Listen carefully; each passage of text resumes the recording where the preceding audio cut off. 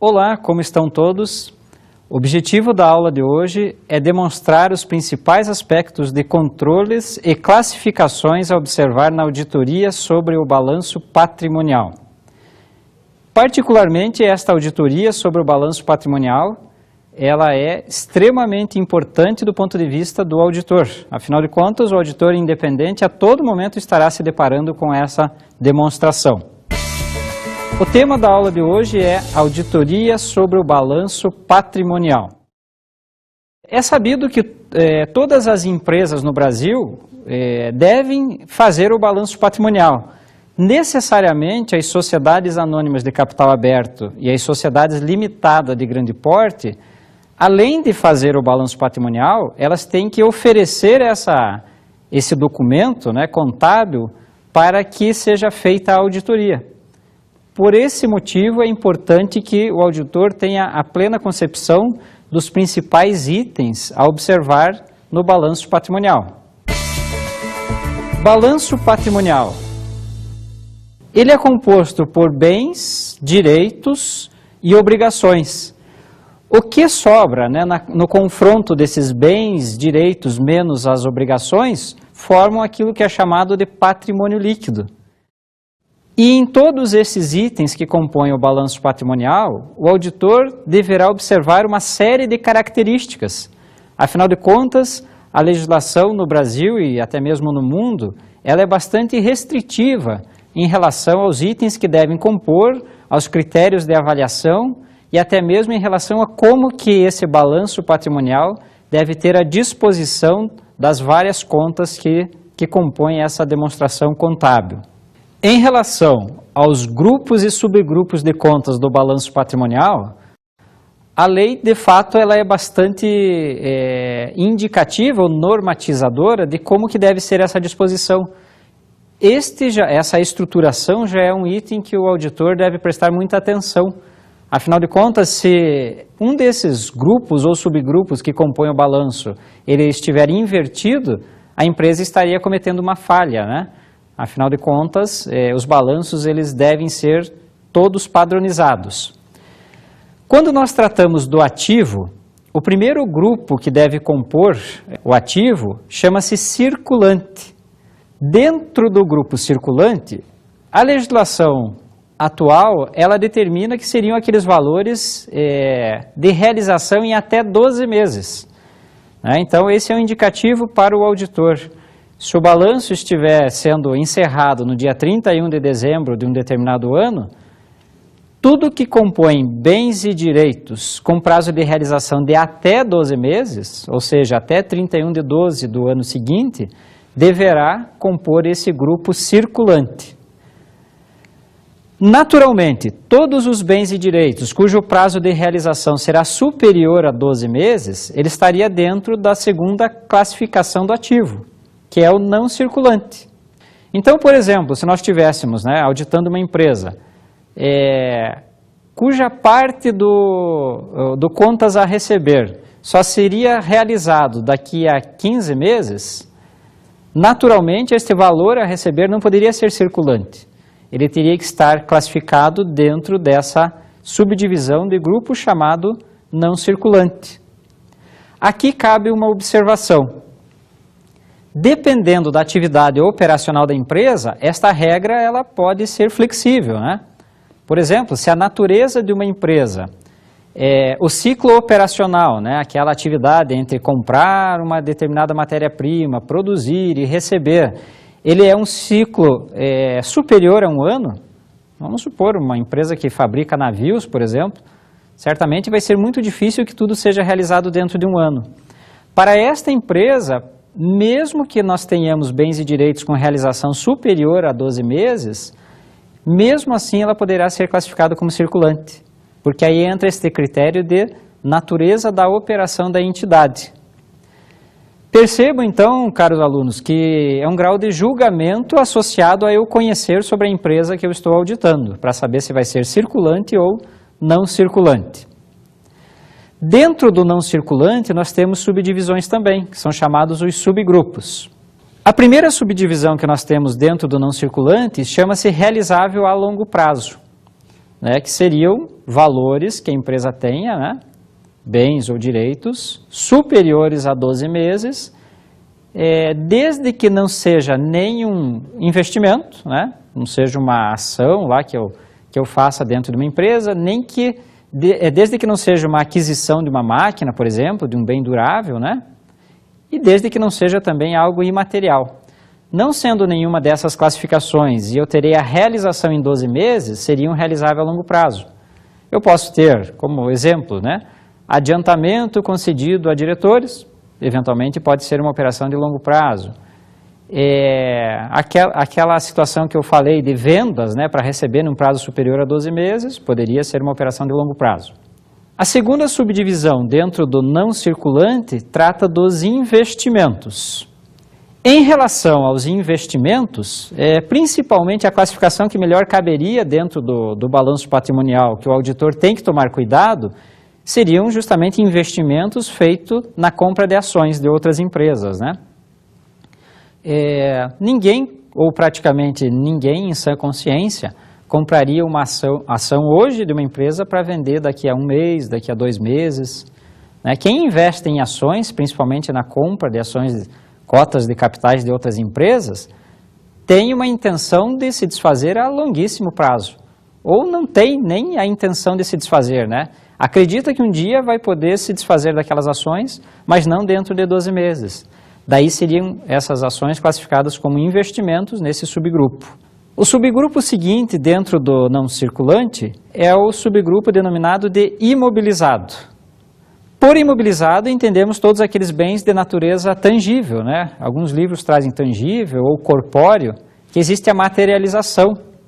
Assim, se uma indústria compra um automóvel, por exemplo, esse automóvel vai ser classificado dentro do imobilizado, via de regra, né? Se essa indústria ela amplia as suas instalações, né? Faz novas edificações, monta um barracão, isso vai estar estruturado dentro do balanço patrimonial, dentro do ativo imobilizado. Aquilo que é de natureza imaterial viria no quarto subgrupo do ativo não circulante, cujo nome é intangível. O grupo do intangível, então, abrange aqueles itens, bens não corpóreos ou imateriais, como, por exemplo, eventualmente o registro da marca de uma empresa, eventualmente novos produtos que a empresa está desenvolvendo em determinada época, ele comporia um ativo não de natureza imobilizado, tangível, e sim de natureza intangível. Então notem que o ativo é muito bem estruturado, né? As empresas no Brasil obrigatoriamente têm que respeitar essa hierarquia. Não pode fugir disso. E o auditor visualmente, num balanço patrimonial, já é capaz de detectar alguma anomalia que tem ali em relação a essas classificações. Em relação ao passivo, que compõe as dívidas da empresa, né, ou as obrigações que a empresa tenha, afinal de contas o ativo são bens e direitos, e o passivo são essas obrigações, também tem que se tomar cuidado em relação a este critério de grupo que deve compor. Teremos passivo circulante e não circulante. Assim como o ativo, também será considerado um passivo circulante aquilo que será exigido em até 12 meses, né? No ativo é o que vai ser realizado em até 12 meses. No passivo é o que vai ser exigido em até 12 meses. Assim, por exemplo, não teria sentido eu ter lá uma conta salários a pagar não circulante. Fica esquisito, convenhamos, né? Alguma empresa paga os seus funcionários depois de 12 meses? Impossível uma situação dessa, né? Fornecedores. Aí cabe um julgamento, uma avaliação documental do auditor para verificar. Essa empresa necessita pagar os fornecedores no curto prazo, que seria circulante, ou no longo prazo, que seria o não circulante. Então, visualmente, o auditor teria que identificar as possíveis contas que compõem ali dentro do passivo, atentando principalmente a esta regrinha de 12 meses. Aquela condição que eu falava da atividade operacional, que eu comentei no ativo, também vale para o passivo, né? Se uma empresa tiver um ciclo operacional diferente de 12 meses, e que mesmo nessa situação é normal para ela, por exemplo, pagar os fornecedores com 14 meses, num determinado segmento, esse valor poderia ser classificado como passivo circulante. E aí está novamente o julgamento do auditor. Eu tenho que conhecer o negócio da empresa, as suas operações, para verificar se ela está classificando corretamente os itens ou se eventualmente ela possa estar fazendo algum tipo de manipulação na contabilidade, que nós vamos ver inclusive posteriormente algumas condições. O próximo grande item que compõe o balanço patrimonial, né, se eu tenho o ativo de um lado, eu tenho o passivo do outro, a confrontação entre bens e direitos, que é algo bom, positivo, e obrigações, que naturalmente é algo negativo, o que sobra chama-se patrimônio líquido, né?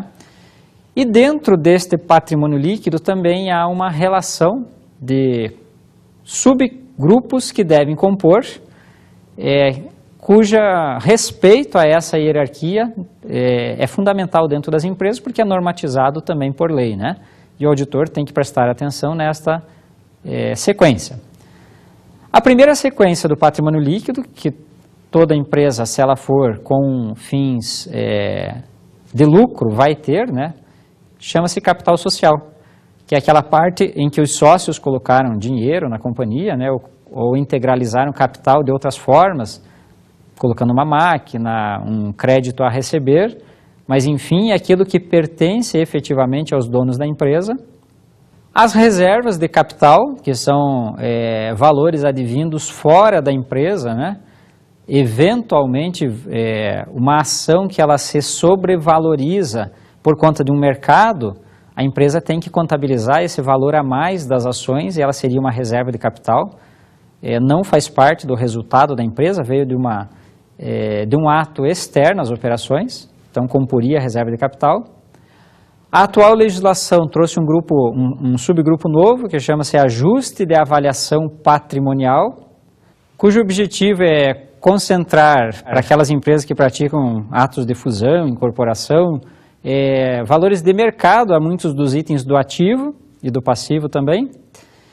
Uma outra subclassificação ali dentro do patrimônio líquido são as reservas de lucro, que são aqueles valores retirados lá da demonstração do resultado, e que vão compor também o patrimônio líquido.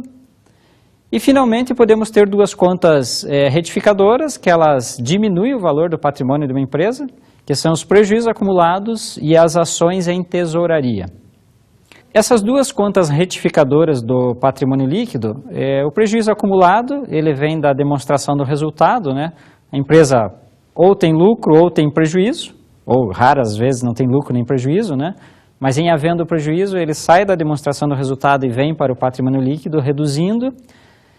E as ações em tesouraria, que também reduz o patrimônio líquido, seria a empresa comprar as suas próprias ações por alguma ação, algum movimento externo que a empresa está perdendo muito valor de mercado, ela pode fazer um comunicado à Comissão de Valores Mobiliários e solicitar a recompra das suas ações, para que não haja manipulação.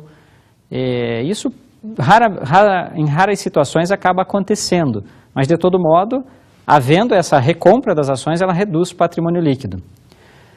Para ilustrar como que fica a disposição completa, né, de ativo, passivo e patrimônio líquido, convido a todos para observar a tabela a seguir. Então, hipoteticamente, observem, nós temos a companhia CMRC Industrial S.A., essa empresa não existe, né, mas é a primeira letra do meu nome. O balanço patrimonial deve ser descrito o nome, efetivamente, o período em que foi encerrado, observem logo acima desta tabela, a data, né, em que foi encerrada, e a disposição das contas. Do lado esquerdo, o ativo, separado naqueles dois subgrupos que eu comentava, circulante e não circulante, e dentro do não circulante, a subdivisão entre realizável a longo prazo, investimento, imobilizado e intangível. E como equilíbrio, né, este ativo, o total do ativo, do lado esquerdo, ele vai ter que ser o mesmo do passivo e patrimônio líquido que ficam do lado direito desta tabela. Observando as classificações, inicialmente Do lado direito, nós temos então o passivo, subdividido entre circulante e não circulante. Então aqui cabe um comentário, né? O ativo, vocês visualmente observam que ele tem um detalhamento muito maior do que o passivo, né? Dentro do não circulante lado ativo, nós temos aquelas 4 subdivisões, e no passivo não há essa rigidez, é somente a separação entre circulante e não circulante. E o patrimônio líquido, conforme eu falava a vocês, com a disposição das contas, lá, capital social, ações em tesouraria, ajustes de avaliação patrimonial, reserva de lucros, reserva de capital e prejuízos acumulados, né? Reforçando que tanto as ações em tesouraria, observem, quanto os prejuízos acumulados, ambas essas contas são retificadoras, né? Diminuindo o valor do patrimônio líquido. E aí o total do passivo EPL deve necessariamente ser igual ao total do ativo.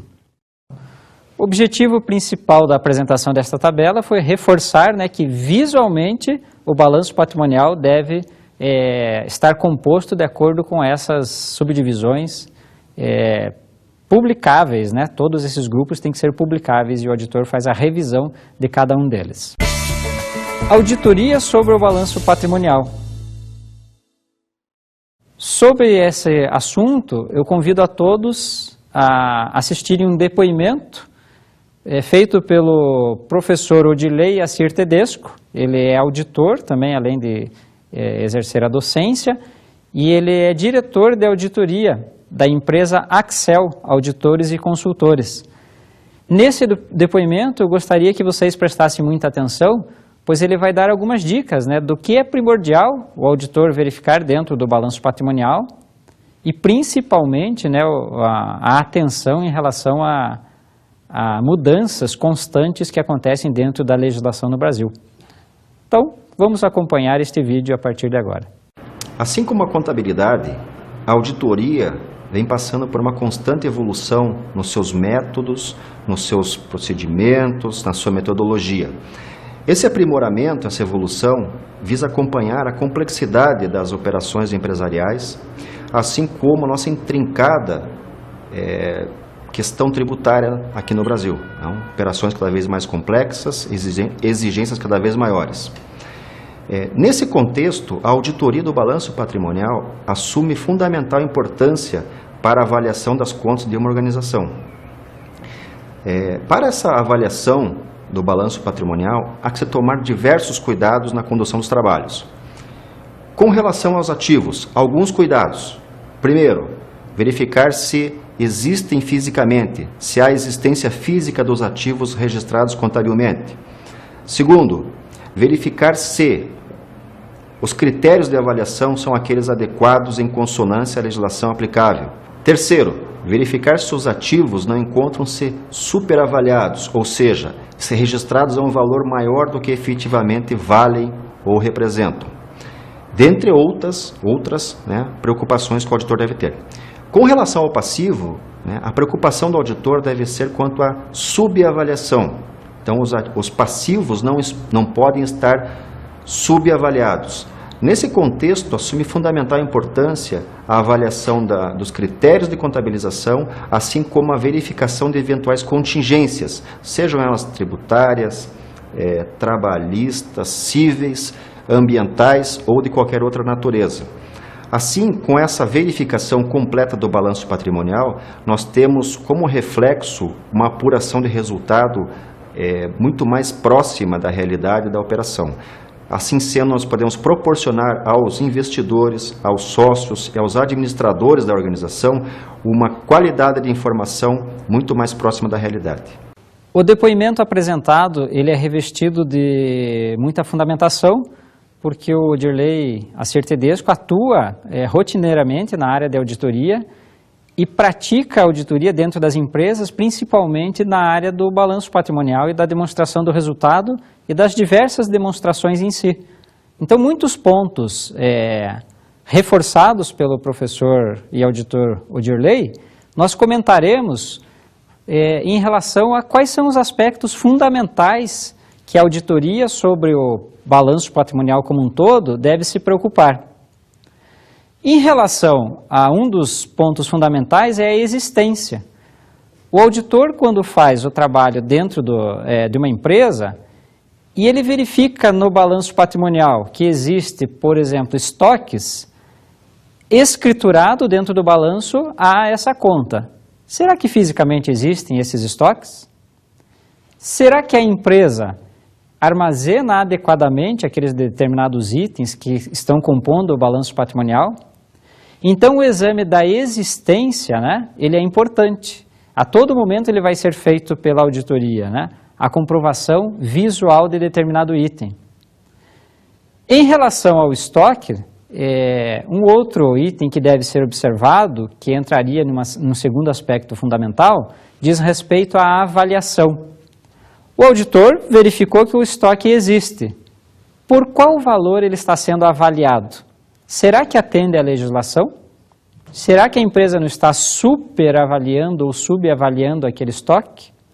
Então, esse aspecto de avaliação ele é fundamental também, a observação dentro do balanço patrimonial. Outro item, autorização. Sei que existe um estoque, que ele está adequadamente avaliado. Quem autorizou a compra? Então, o auditor vai além, né? Ele busca as pessoas ou a área em que foi possível a autorização daquele determinado item, a compra ou a venda de um determinado item dentro da empresa. Esse aspecto é fundamental na observação dentro do balanço patrimonial. Outro item que nós temos diz respeito à propriedade. A propriedade significa, dentro do balanço tem vários ativos. Vocês, como auditores, e eu me pergunto a cada etapa que eu faço a auditoria, esse item é da empresa? Eu estou verificando aqui um determinado ativo, um determinado bem. Será que esse bem está no nome da empresa? Porque se não estiver no nome da empresa, não pode ser contabilizado dentro do balanço patrimonial. Porque a propriedade, ela tem que fazer parte dessa avaliação dos itens que compõem determinado grupo de contas do balanço patrimonial. Outro item a observar diz respeito à restrição. De repente eu tenho restrição em relação a determinado tipo de valor que consta no meu balanço patrimonial, né? Eu posso ter feito um financiamento, que é um passivo, e dei em garantia uma máquina. Então, eu tenho uma máquina dentro do balanço como ativo, tenho um financiamento no passivo, mas essa máquina tem restrição. Essa máquina, de repente, ela está sendo dada em garantia, e se eu não pagar aquele determinado financiamento ou empréstimo que eu fiz junto a uma instituição financeira, aquela máquina pode ser tomada da empresa. Então, o auditor tem que se preocupar. Nas várias contas do balanço patrimonial, há restrição ou não há restrição? Outro item, exatidão de valores. Essa exatidão de valores, ela tem a ver com a inteireza, né? Todos os itens que deveriam estar no balanço estão classificados adequadamente pelos valores adequadamente, não estão nem por valores a maior, nem por valores a menor. A exatidão nos cálculos de uma base tributária, do imposto de renda, de uma contribuição social, é um questionamento que cabe no momento da auditoria também sobre os saldos do balanço patrimonial. Na sequência, deve ser visto também a utilidade. Eu, como auditor, sei que a empresa comprou determinados equipamentos. Será que estão sendo úteis? Caberia esse questionamento, né? Será que as operações realizadas em determinadas áreas estão proporcionando essa utilidade para a empresa? Então, o auditor foca também nessa situação, né? Nem toda operação, de repente, está agregando valor. Aquilo está sendo, determinada operação está sendo útil, determinada operação está sendo inútil em determinado momento, né? Então, o auditor tem que observar este aspecto também. E, finalmente, a apresentação nas demonstrações. Considerando que, para algumas empresas, conforme eu falei logo no início, a obrigatoriedade de publicação, né, sociedade anônima e limitada de grande porte, será que a empresa está publicando adequadamente? Será que ela está enviando essas informações no tempo adequado aos seus mais diversos usuários? Então, esses vários aspectos sempre deverão ser observados dentro de um processo de auditoria quando se refere ao balanço patrimonial, para que o auditor tenha a certeza daquilo que ele está verificando. A partir deste ponto, faremos uma abordagem sobre as diversas áreas do balanço patrimonial, focando os pontos principais que o auditor deve prestar atenção. Vamos lá então tratar de auditoria em caixas e bancos. Nesta área do balanço patrimonial, devemos observar alguns itens importantes. Um deles são relacionado aos aspectos de controle, como que as contas estão sendo controladas, como que é a aplicação dentro dos mais diversos segmentos bancários que a empresa tenha, se existe horário pré-fixado para recebimentos e pagamentos dentro da tesouraria, poderia contemplar essa etapa, né? Estrutura organizacional, se há segregação de funções ou não dentro da área de tesouraria, né? Ou se é a mesma pessoa que faz todas as operações. Dinheiro movimentado através do caixa, quanto que a empresa movimenta, se tem fundo fixo, né, estabelecendo valores pré-determinados ou não, isso é importante o auditor observar dentro desta área. Cobrança em carteira, todas as vezes que existe cobrança em carteira, que seria a pessoa se deslocando até a tesouraria para receber ou para pagar, isso é um risco para a empresa, risco da movimentação do dinheiro, então o auditor tem que prestar atenção, se é que tem essa cobrança, procurar reduzir, né, a quantidade de movimentação financeira. Pagamentos com cheques, né? Quem são as pessoas que assinam, se existe dupla assinatura em relação a esses cheques. E registros contábeis, né? Observar se todas as operações que passaram lá pela movimentação física do caixa proporcionou, consequentemente, um registro na contabilidade. Na área da auditoria, no contas a receber, alguns itens também devemos tomar bastante cuidado no momento da auditoria. Principais aspectos de controle que nós devemos observar: duplicatas a receber. A vinculação que fazemos é a seguinte: se há duplicatas a receber é porque houve venda. Se há venda, tem que ter nota fiscal. Então, é uma relação necessária entre essas operações. O auditor vai buscar essas notas. Duplicatas descontadas, também temos que tomar muito cuidado, né? Essa operação de desconto de duplicatas, a empresa vai até o banco e vende as duplicatas que ela emitiu para o banco para se utilizar deste dinheiro. Também, se há duplicata descontada, tem que ter venda.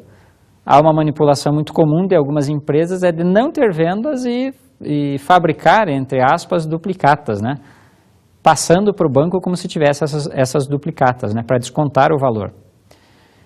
Registro nos livros fiscais. Todas as operações envolvendo lá o contas a receber pressupõe que, existindo a venda, reforçando, teve a nota fiscal. Se eu tenho uma nota fiscal de vendas, eu tenho que fazer esse registro dentro dos livros fiscais, né? Nesse caso, o livro de saída, livro de apuração, de ICMS, de IPI, seja lá a natureza da empresa. Outro item a observar é constituição de crédito de liquidação duvidosa, que é uma conta retificadora do contas a receber. A legislação prevê que a empresa possa baixar alguns valores com a impossibilidade de receber. A título de exemplo, né, se nós temos lá no ativo um valor de até R$5.000 e que faz 6 meses que venceu esta duplicata e o cliente não pagou. Então a empresa teria a possibilidade de baixar isso para demonstração do resultado como uma perda. Alguém perguntaria, qual a intenção de eu não baixar? A intenção, muitas vezes, pode ser melhorar posicionamento da empresa diante de alguns índices, né? Mostrar que tem uma estrutura boa de ativos, né? A manutenção desse item lá, mesmo que não tivesse realização. E registro contábil também, né? Verificando se todas as operações foram efetivamente contabilizadas. A propósito dessa situação, eu convido todos a assistirem a um vídeo publicado no Jornal da Globo News, que traz a fraude que aconteceu junto ao Banco Pan-Americano, citando bem uma situação em que havia um ativo que não foi baixado. Vamos assistir a este vídeo. O diretor de fiscalização do Banco Central, Vair Hoffmann, afirmou que o Banco Pan-Americano maquiava balanços e, com isso, parecia ter captado mais dinheiro do que na realidade. E, basicamente, a inconsistência diz respeito a divergências entre os valores em que o banco disse que vendeu em relação aos valores que os outros bancos compraram. Então, apuramos um volume maior de créditos comprados daqueles em relação àqueles que o banco baixou do seu balanço como ativos que foram vendidos. Na apuração dessas inconsistências, que, é bom que se diga, são operações volumosas. Nós estamos falando aí de pacotes de operações que tem 10, 15 mil operações de pequeno valor. Se concluiu, num determinado momento, de que algumas operações que já estavam em outros bancos como operações adquiridas por outros bancos, elas remanesciam no balanço do banco, quer dizer, o banco não as teria baixado, né? E daí então o indício de que essa operação foi vendida, o banco recebeu o dinheiro, mas não deu a baixa daquele ativo, né? Isso aí seria como se eu tenho um automóvel, registro ele na declaração de imposto de renda, eu vendo ele e mantenho ele lá e mostro minha declaração de imposto de renda para conseguir crédito, fazer qualquer coisa, dizendo que eu tenho mais do que eu efetivamente tenho. Verificamos através do vídeo que na situação do Pan-Americano, tudo leva a crer, então, que existiram ativos que o banco possuía dentro do balanço patrimonial que não poderiam mais existir. Créditos a receber, que ele já tinha feito uma transação com outros bancos e que ele não baixou do seu balanço. Então, essa é uma caracterização de uma fraude dentro do contas a receber. Auditoria nos estoques. Alguns cuidados a observar.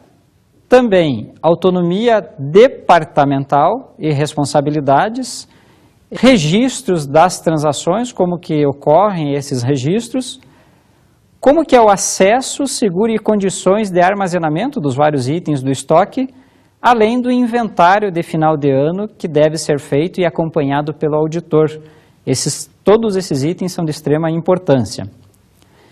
No que diz respeito da auditoria nos investimentos, aspectos de controles importantes, quais são as aplicações que a empresa faz, aplicações financeiras, qual que é a participação no capital social de outras companhias, e isso tudo vinculado à forma com que os investimentos são avaliados pelo método da equivalência patrimonial.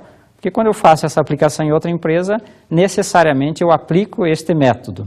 Já na auditoria no imobilizado, nós temos que nos preocupar em relação aos aspectos de controle, principalmente em relação a itens já incorporados e as adições dentro do balanço patrimonial, quais foram os gastos de manutenção que aumentam a vida útil dos bens, como são calculadas as depreciações, amortizações e exaustões, além dos aspectos relacionados às baixas, né?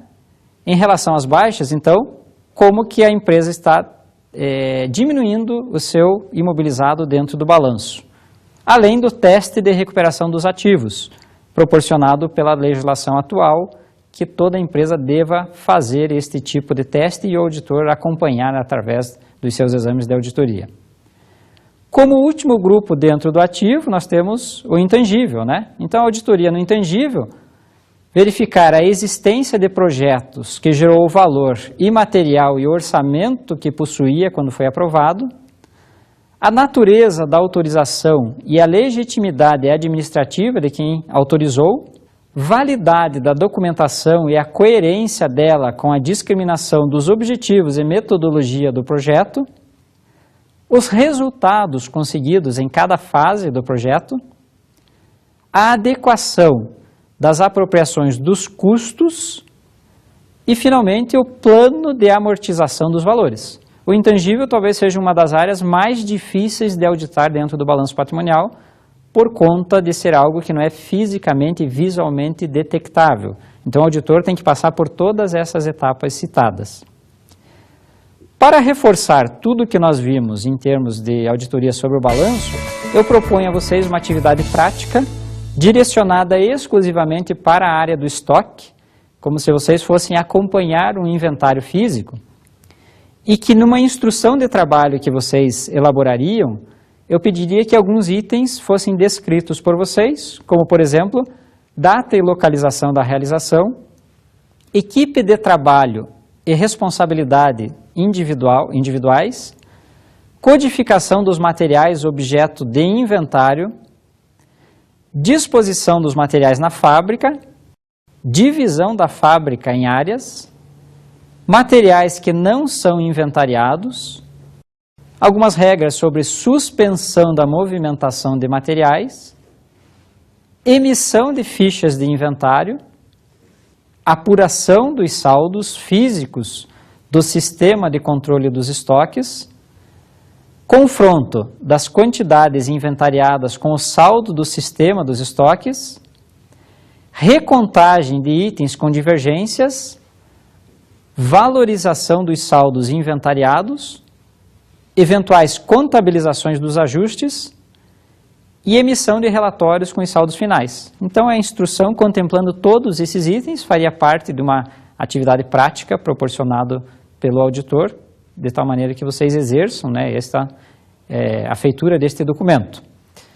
Espero que a aula de hoje tenha sido muito proveitosa para a compreensão da complexidade da auditoria sobre o balanço patrimonial.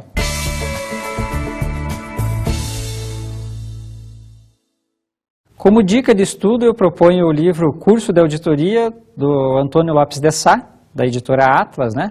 Particularmente no livro capítulo 12, que trata da auditoria dos estoques. Inclusive, vai dar subsídio para que vocês executem a parte prática proposta, relacionando lá os diversos aspectos direcionados para a auditoria dos estoques. Desejo bons estudos a todos.